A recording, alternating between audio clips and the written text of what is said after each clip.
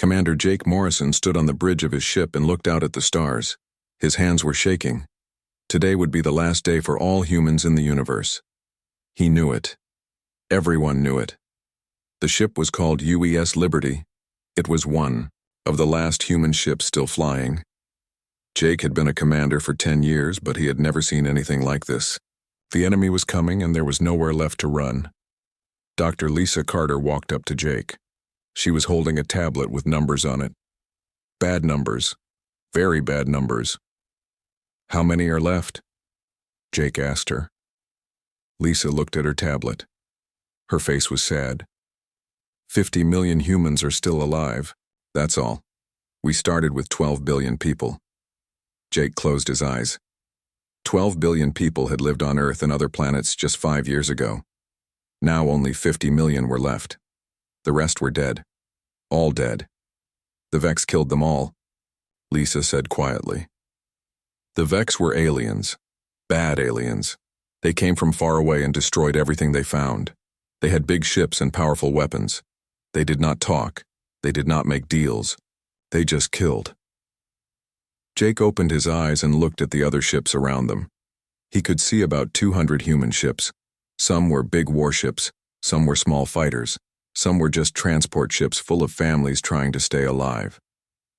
"Admiral, Brooks wants to talk to everyone," said Amy Rodriguez.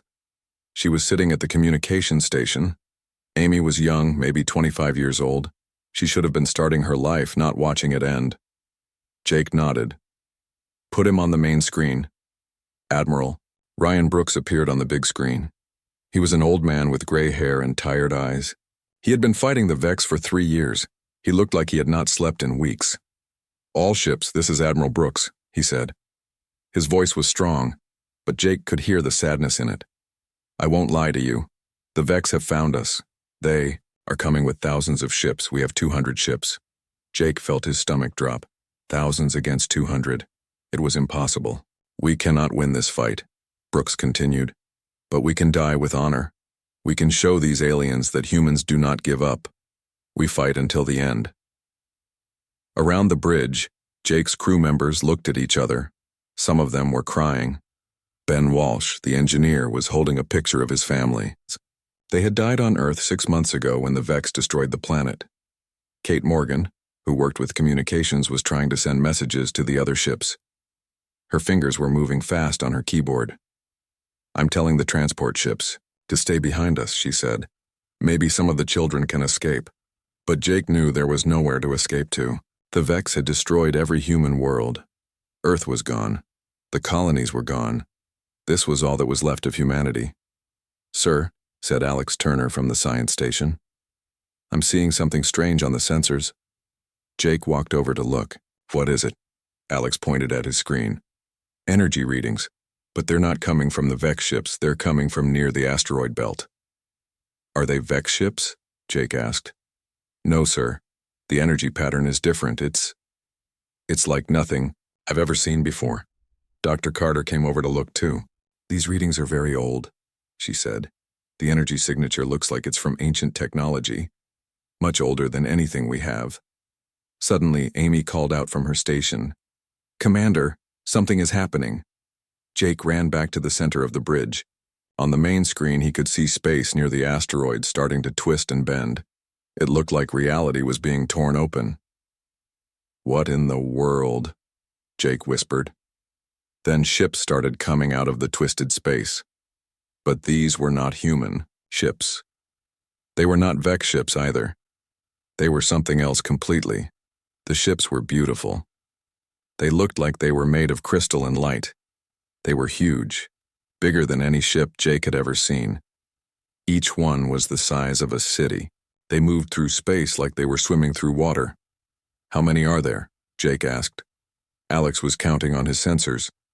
50, 100, 150. "Sir, they keep coming." The crystal ships formed up in perfect lines between the human fleet and the incoming Vex ships. Jake could not believe what he was seeing. Then his communication system made a sound. Someone was trying to talk to them. "Put it on speakers," Jake said. A voice came through the speakers.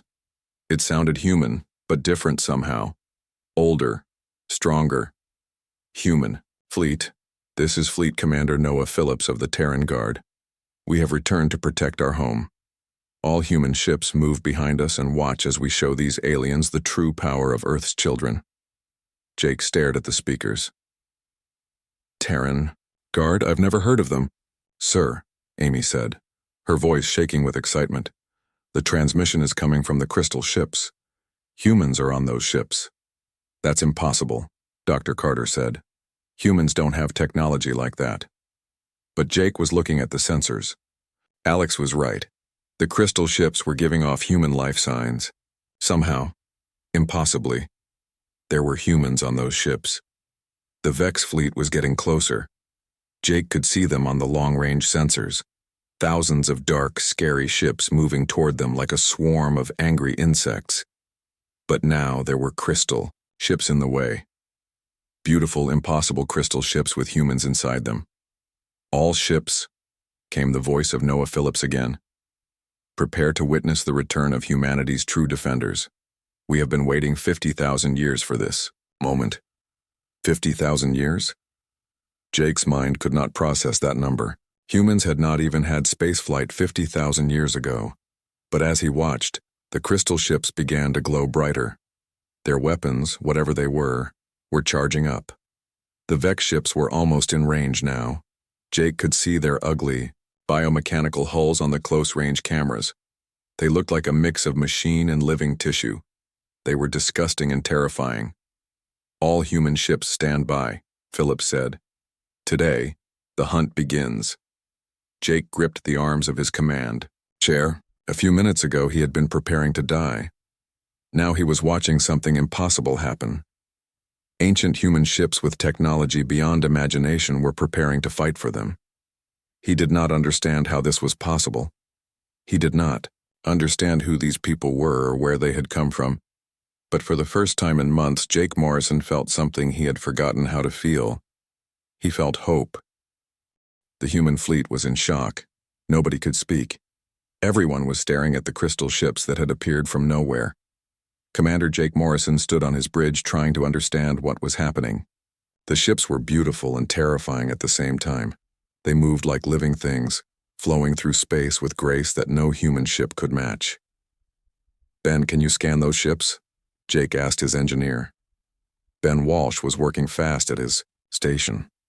His hands were moving over the controls, but his face showed confusion. Sir, these readings don't make sense. The energy output is beyond anything we've ever seen. It's like each ship has the power of a small star. Dr. Lisa Carter was looking at her own readings. The materials these ships are made from, they're not in any of our databases. It's like they're made from something that doesn't exist in our universe. But the life signs are human, said Alex Turner from his science station. I'm reading human DNA patterns, human brainwaves, human heartbeats, but they're different somehow. Jake walked over to look at Alex's screen. Different how? Enhanced. These humans are stronger, faster, smarter than normal humans should. Their bodies are perfect. It's like they've evolved beyond what we thought was possible.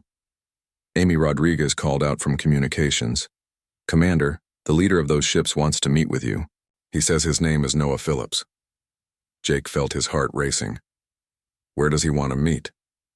He's asking if he can come aboard our ship. Jake looked around at his crew. They all looked scared and excited at the same time. This could be dangerous, but they had to know who these people were. Tell him he can come aboard, Jake said. Have him meet us in the main conference room. 20 minutes later, Jake was waiting in the conference room with his senior officers. Dr. Carter was there, along with Ben Walsh, Alex Turner, Amy Rodriguez, and Captain Megan Davis, their tactical officer. The doors opened and a man walked in. Jake had to stop himself from gasping. The man looked human, but he was different. He was tall, maybe 7 feet. His skin had strange patterns on it that seemed to move and shift in the light. His eyes were blue, but they were deeper than any human eyes Jake had ever seen. They looked like they held thousands of years of experience. But the most surprising thing was how young he looked. Despite his ancient eyes, his face looked like he was maybe 30 years old. I am Noah Phillips, the man said. His voice was calm and strong. I apologize for the surprise, but we had to wait until the right moment to reveal ourselves. Who are you? Jake asked. What are you? Noah smiled. We are human, just like you. But we are also something more. He walked to the window and looked out at space. 50,000 years ago, when humanity was still young, we were chosen for a special mission. Earth was visited by an ancient race called the Keepers. They could see the future, and they saw that humanity would one day face destruction. Dr. Carter leaned forward. 50,000 years ago? That's impossible. Humans barely had tools then. The Keepers selected 1,000 of Earth's greatest warriors, Noah continued. They took us to a place outside normal space and time, a pocket dimension where we could train and grow stronger while we waited. Waited for what? Jake asked. For this day. For the moment when humanity would need us most. Ben Walsh spoke up. But how did you survive for 50,000 years? How did you become so advanced? Noah turned from the window. The Keepers gave us gifts. They enhanced our bodies so we would not age or die. They gave us technology that could grow and evolve. And they gave us 50,000 years to prepare for every possible threat to humanity. Every threat? Captain Davis asked. We have fought simulated wars against AI rebellions, alien invasions, cosmic disasters, and things worse than you can imagine. The Vex Collective is just one type of enemy we trained to defeat. Alex Turner was scanning Noah with a small device. Sir, his genetic structure is definitely human, but it's been modified in ways I can't understand. He's like a human who has been perfected. We are still human in our hearts, Noah said. We remember Earth. We remember what it means to be human. That is why we came back, to protect our family. Amy Rodriguez had been quiet, but now she spoke. And the Vex have destroyed everything. Earth is gone. Most of our people are dead. Are we really your family anymore? Noah's expression became sad. Every human life is precious to us. Every child, every elder, every person trying to survive out there matters. You are our brothers and sisters no matter how much time has passed. Doctor, Carter had been studying her readings. Your ships, they're not built like ours. They seem to be alive somehow. In a way they are, Noah said. Our technology grew from the marriage of biology and engineering. Our ships can think, adapt, and evolve during battle. They respond to our thoughts and emotions. That's incredible, Ben Walsh said. Could you teach us how to build ships like that? Noah smiled. We can do better than that. We can upgrade your existing ships right now. Every human vessel in this fleet can be enhanced with our technology. Jake felt hope growing in his chest. Enhanced how? Your weapons will become 100 times more powerful. Your shields will be able to stop anything the Vex can throw at you. Your engines will be faster than anything in known space. Captain Davis stood up. You're saying you can make our fleet strong enough to fight the Vex? Strong enough to defeat them completely, Noah said. But first, you need to understand what we're really fighting. What do you mean? Jake asked. Noah's face became serious. The Vex are not the real enemy. They are servants of something much worse, something called the Void Plague. It consumes entire galaxies, entire dimensions. The Vex are just its advanced scouts. The room became very quiet.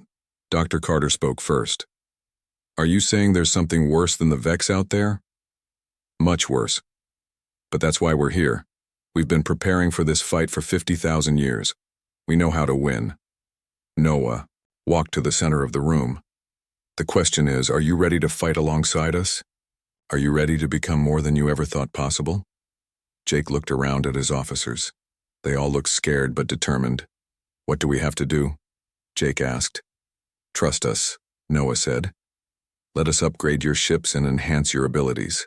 Join with us as we take back what belongs to humanity. And then, Noah's eyes gleamed with ancient fire.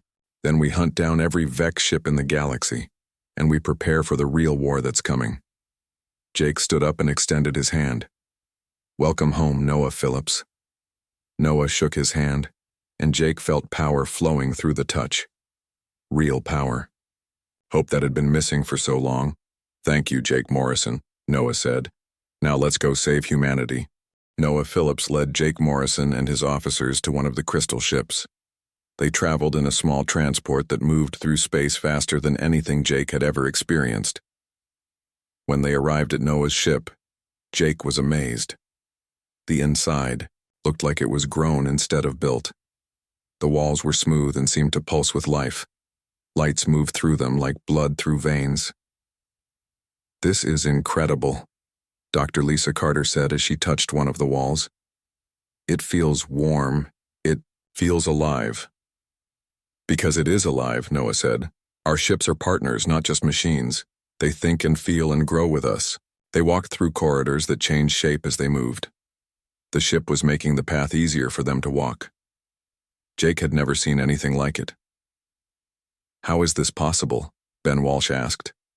He was an engineer and loved to understand how things worked. "The Keepers taught us that technology and life should work together," Noah explained. "Your human ships fight against space. Our ships flow with it." They entered a large room where other ancient humans were waiting. Jake counted, about 20 people. They all looked like Noah, tall, strong, with those strange moving patterns on their skin.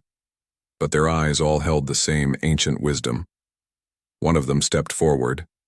He looked familiar somehow. "Jake Morrison," the man said. "I am Lieutenant Colonel Sam Brooks." Jake's mouth fell open. "Brooks, are you related to Admiral Brooks?" Sam smiled sadly. "Ryan Brooks is my older brother. I was taken by the Vex 15 years ago during a raid. Everyone thought I was dead." "How did you survive?" "The Terran Guard rescued me," Sam said. "They found me dying on a Vex ship and brought me to the pocket dimension. They saved my life and gave me the choice to join them." Jake stared at Sam. "Admiral Brooks thinks you're dead. He's been mourning you for 15 years. "I know," Sam said quietly. "But I couldn't return until now, until humanity truly needed us." Noah gestured for everyone to sit around a large table that grew up from the floor. "Let me tell you the full truth about what we are and why we exist." Jake and his officers sat down. The chairs formed perfectly to fit their bodies. 50,000 years ago, Noah began, the Keepers came to Earth. They were beings of pure energy who had watched the universe for millions of years. They had seen countless species rise and fall. Dr. Carter leaned forward. "What made them interested in humans?" "Our potential," said another ancient warrior named Captain Nicole Fisher. "Humans have something special. We adapt, we survive, we never give up." The Keepers saw that humans would spread across the galaxy someday, Noah continued. But they also saw the threats that would try to stop us. AI rebellions, alien invasions, cosmic parasites, things that eat entire realities. "So they created us," Sam Brooks added. "They chose 1,000 humans from different tribes and nations, warriors, leaders, protectors, people who would die before they let their family be hurt." Greg Thompson, another ancient warrior, spoke up. "They took us to a place outside normal time, a dimension where we could train for thousands of years while only minutes passed in the real world." "What kind of training?" Jake asked. Noah's eyes became distant. "Every kind of war you can imagine. We fought against machines that turned planets into weapons. We battled aliens that could control minds. We faced creatures that ate starlight itself. We died many times," Nicole Fisher said. "But the Keepers brought us back each time, stronger and smarter. The enhancements to our bodies came slowly," Sam explained. "Each death and rebirth made us better. Faster reflexes, stronger muscles, perfect memory, bodies that don't age." Ben Walsh was fascinated. "What about your technology? These ships, these weapons?" "We didn't just train to fight," Greg Thompson said. "We learned to build. The Keepers gave us knowledge, but we had to understand it and make it our own. Our ships grow from seeds," Noah said. "We plant a small crystal and feed it with energy and materials. Over time, it becomes a living ship that bonds with its pilot. The weapons adapt to any enemy," Nicole added. "They learn from each battle and become more effective." Jake was starting to understand. "You've been preparing for 50,000 years to fight the Vex?" "Not just the Vex," Noah said seriously. "The Vex are servants of the Void Plague. The plague is what we really trained to fight. Dr. Carter looked worried. What exactly is the void plague? Sam Brooks answered. Imagine something that eats reality itself. It moves from dimension to dimension, consuming everything: life, matter, energy, time, space. Nothing remains where it passes. It's not alive in any way we understand, Greg added. It's more like a cosmic disease. It infects universes and destroys them completely. The Vex are its immune system, Noah explained. They go ahead of the plague and clear out any species that might be able to fight back. Jake felt cold fear in his stomach. Is it coming here? Yes, Noah said. Our scouts have detected the early signs. The plague will reach this galaxy in maybe 50 years. 50 years to prepare, Captain Megan Davis said. Is that enough time? Noah smiled. It will be, because humanity is not alone anymore. We're going to share our technology with every human who wants it. What do you mean? Jake asked. We can enhance normal humans, Sam explained. Not to our level, but enough to make them stronger and smarter and able to use our technology. The process is voluntary, Nicole Fisher said quickly. Nobody has to change if they don't want to. Dr. Carter was excited. You could make our people superhuman? We could make them the best version of themselves, Noah corrected. Strong enough to stand against cosmic threats. But first, Greg Thompson said, we deal with the Vex. They've hurt our family enough. Jake looked around the table at these ancient protectors. What's the plan? Noah stood up and the table showed a display of the solar system. We upgrade every human ship in the fleet.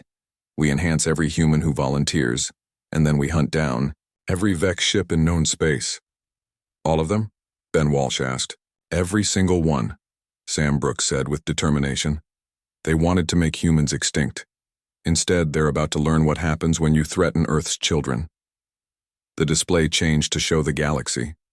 Red dots marked Vex locations. There were thousands of them. This will be the beginning, Noah said. Once we destroy the Vex, we start preparing humanity for the real war. Jake stood up. When do we start? Noah's eyes blazed with ancient fire. Right now. Your fleet is about to become the most powerful force in the galaxy. And after that? After that, Noah said, humanity takes its place as the protector of all, life in the universe. The Keepers chose well. Earth's children are ready to inherit the stars. Jake felt the weight of destiny settling on his shoulders. Humanity had been nearly extinct just hours ago. Now, they were about to become something incredible. The ancient pact was about to be fulfilled. The protectors had returned home. The Vex fleet arrived like a dark storm across space. Commander Jake Morrison watched from his bridge as thousands of alien ships moved toward them. Each Vex ship looked like a nightmare made real. They were part machine, part living creature, with twisted metal hulls that pulsed like beating hearts. How many are there? Jake asked Alex Turner.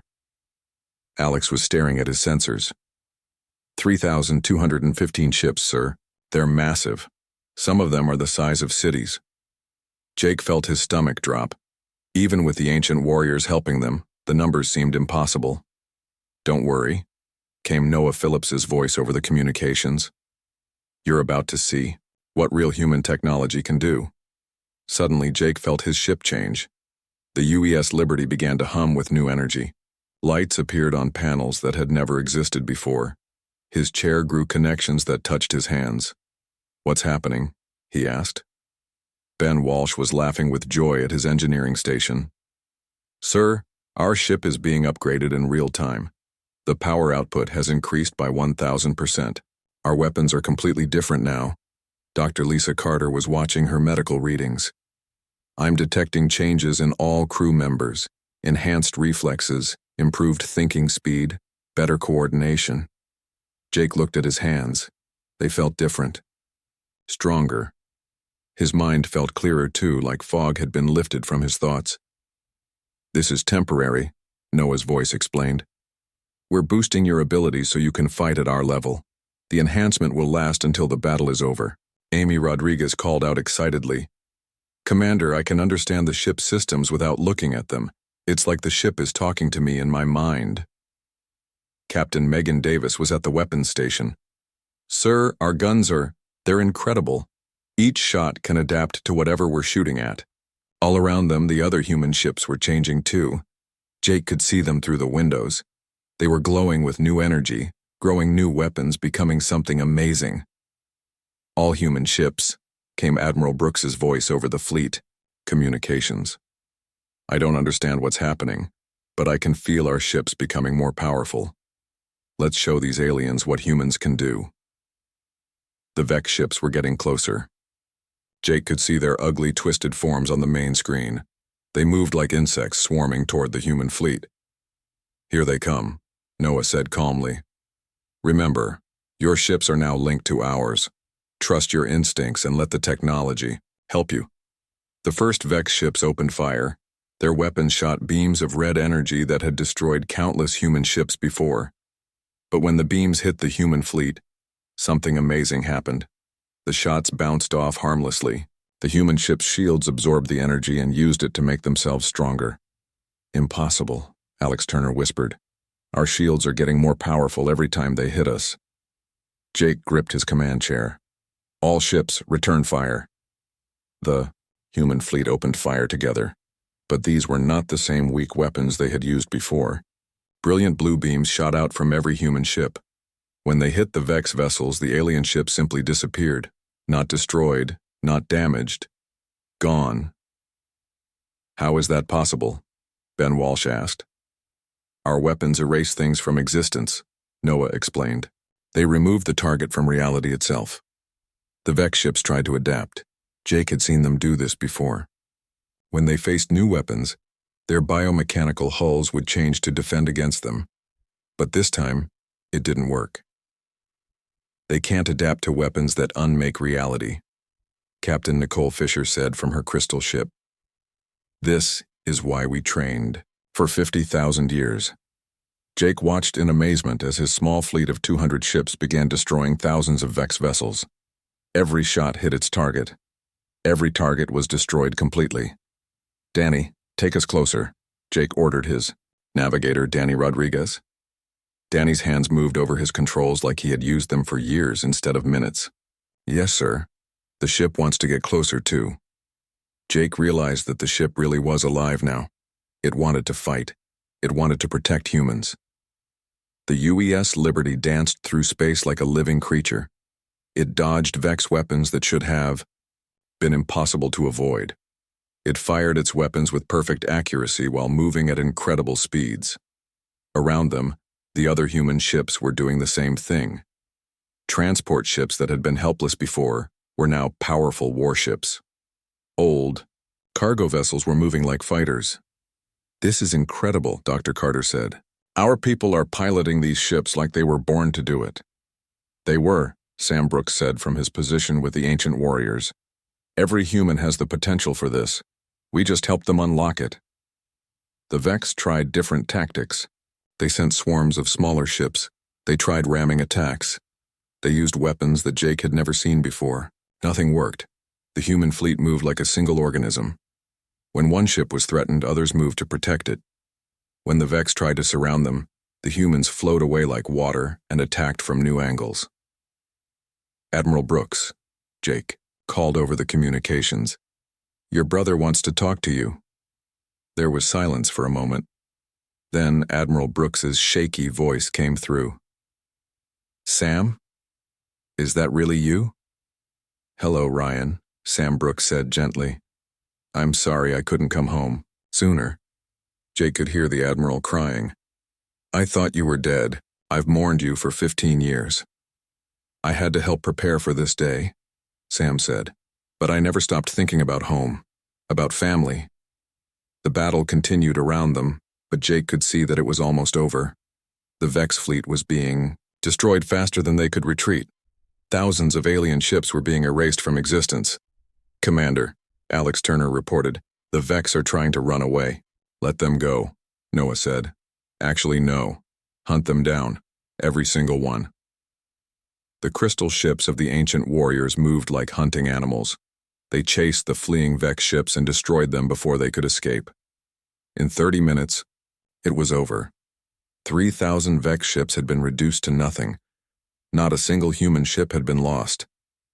Jake sat in his command chair, hardly believing what had happened.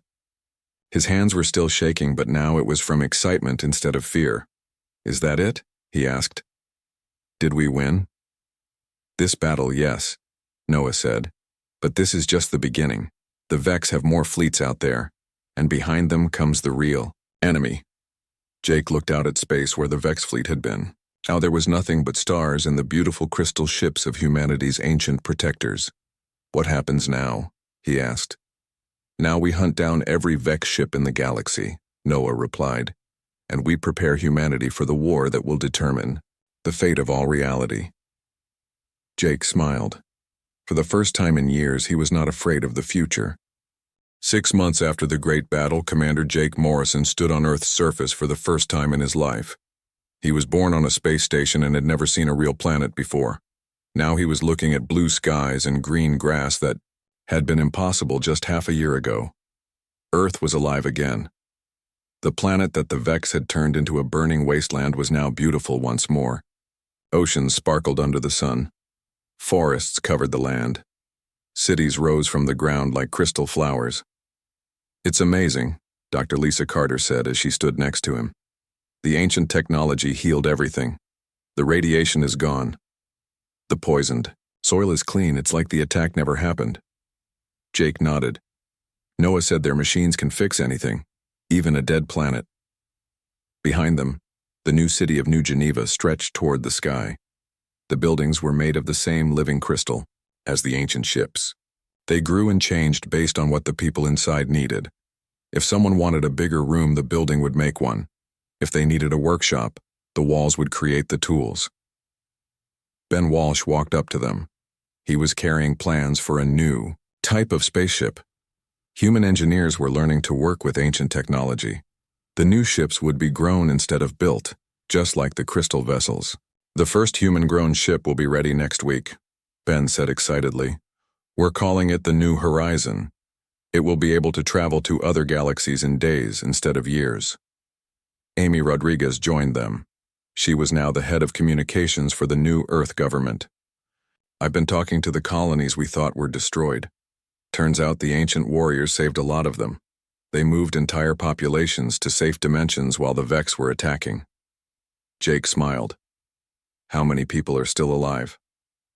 "Over 2 billion, Amy said happily. "The Terran Guard rescued far more than we knew. They've been bringing people back as fast as they can build new homes for them." Alex Turner appeared carrying a tablet full of sensor readings. "Commander, you need to see this. The ancient ships are finding Vex survivors all over the galaxy, but they're not fighting anymore." "What do you mean?" Jake asked. "The Vex are surrendering. Without their connection to the Void Plague, they're just scared creatures trying to survive. Noah says many of them want to make peace." Dr. Carter looked surprised. "The Vex want peace? After everything they did?" Alex nodded. "Apparently they were being controlled by the plague. Now that the connection is broken, they remember who they used to be before they were infected." Jake thought about this. The Vex had seemed like monsters, but maybe they were victims too. Captain Megan Davis walked over from the landing pad where ships were arriving. "Jake, Noah wants to see all of us. He says it's time for the next phase." They all walked to the center of the city where a great crystal tower reached into the clouds. This was where Noah Phillips and the other ancient warriors worked on preparing humanity for what was coming. Inside the tower, they found Noah standing before a massive display that showed the entire galaxy. Green dots marked human worlds. Red dots showed where the Void Plague was slowly advancing toward them.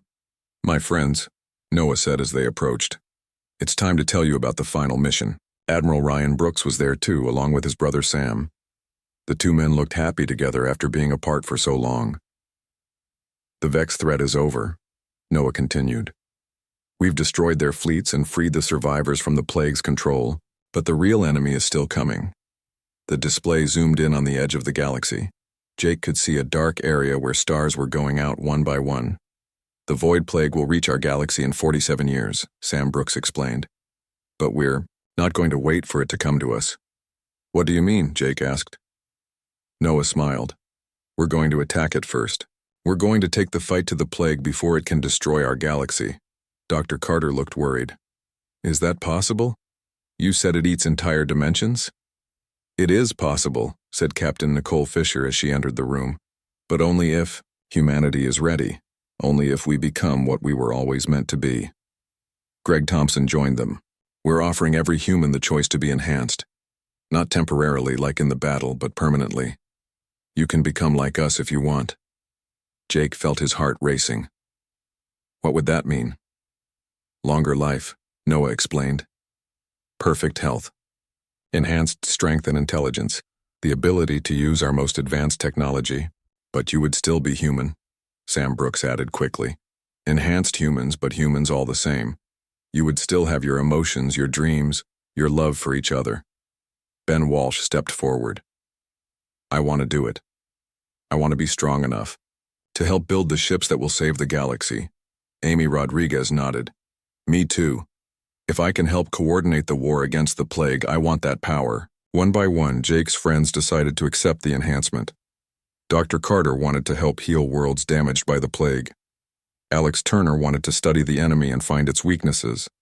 Captain Davis wanted to lead the new fleets they would build. What about you, Jake? Noah asked. Jake looked around at his friends, at the beautiful city growing around them, at the display showing the coming darkness. He thought about humanity's future and the responsibility they were being offered. Yes, he said finally. I want to help protect everyone. Noah placed his hand on Jake's shoulder. Then let's begin. The enhancement process was gentle.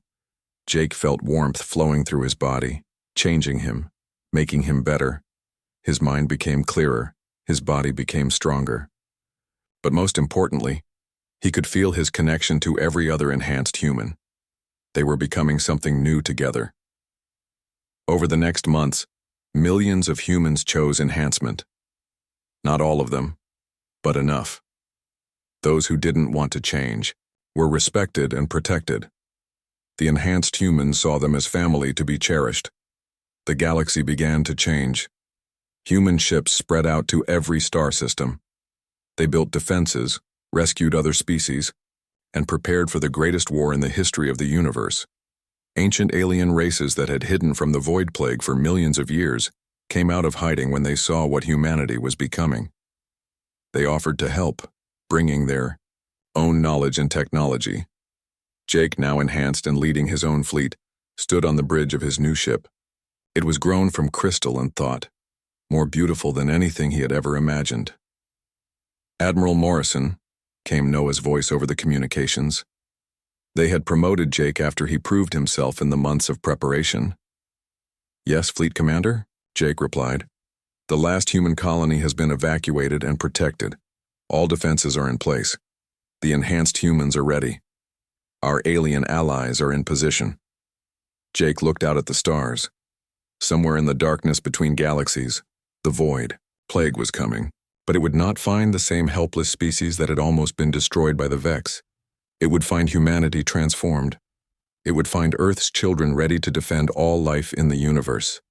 Then let's go end this threat forever. Jake said the greatest battle in cosmic history was about to begin, and humanity was ready.